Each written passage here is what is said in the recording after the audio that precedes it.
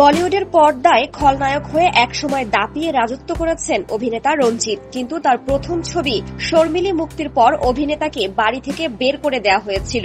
এর নেপথ্যে রয়েছে এক বিশেষ কারণ, যা ফাঁস করেছেন অভিনেতা নিজেই।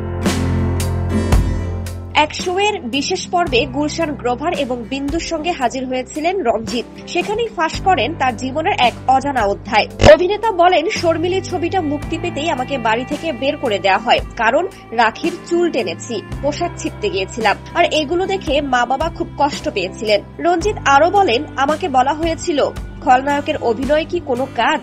মেজর, অফিসার, এয়ারফোর্সের আধিকারিক কিংবা ডাক্তার, এসব চরিত্রে অভিনয় করো। বাবার মুখ তো পুড়িয়ে দিয়েছ, এখন অমৃতসরে কোন মুখে ফিরবে?